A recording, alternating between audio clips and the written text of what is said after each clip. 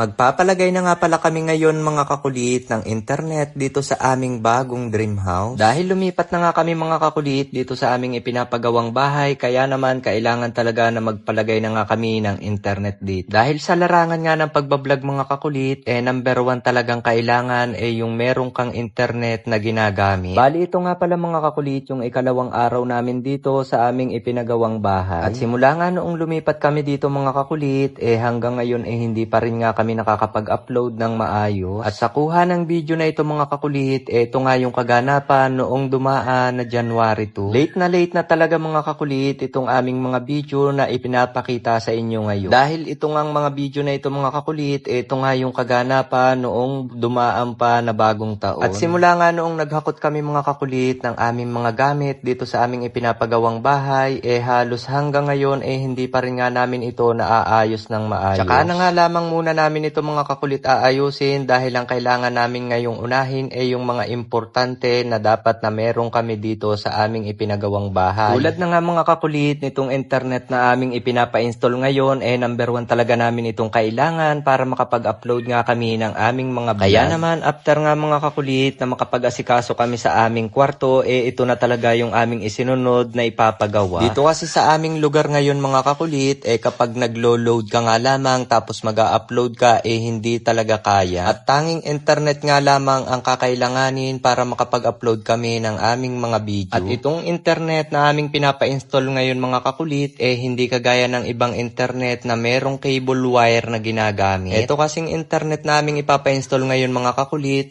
para nga siyang merong antena na siyang magdidetect ng kanyang signal. Kaya naman yung pinakang antena nga nito mga kakulit, kailangan talaga na pinakamataas ang pwesto ng kanyang paglalagyan. At sa nangyari nga mga kakulit, hindi nga namin ito may pa-install sa bubungan ng aming ipinapagawang bahay dahil mas mababa nga ang pwesto nito kumpara sa bahay na ipinagawa ni mga ka-dreamers. Kaya naman, para mas maging mataas nga ang pwesto nito mga kakulit, nagsabi nga ako sa aking kapatid na si mga ka-dreamers na kung pwede ako dito mag-install ng internet sa ibabaw ng tangke ng kanyang tubig. Dahil sa part nga na ito mga kakulit, ito yung mas mataas na lugar na pwedeng pag-installan ng antena. Dahil kung ipipilit nga namin mga kakulit na doon i-install sa bubungan ng aming bahay, hindi nga magkakaari dahil natatabunan kami ng ipinagawang bahay ni mga ka-dreamers. At dahil simpleng internet nga lamang din mga kakulit itong aming ipinapa-install, kaya naman hindi nagtagal ng ilang oras at natapos na nga rin ito. So syempre dahil may internet na nga tayo ngayon, kaya naman siguradong makakapag-upload na nga tayo ng maayos. So yun lamang mga kakulit, hanggang dito na lamang ulit at abangan nyo na nga lamang ang mga susunod naming video about dito sa aming ipinapagawang bahay.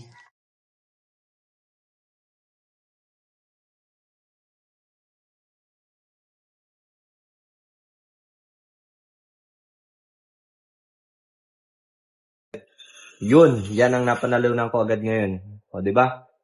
Yan.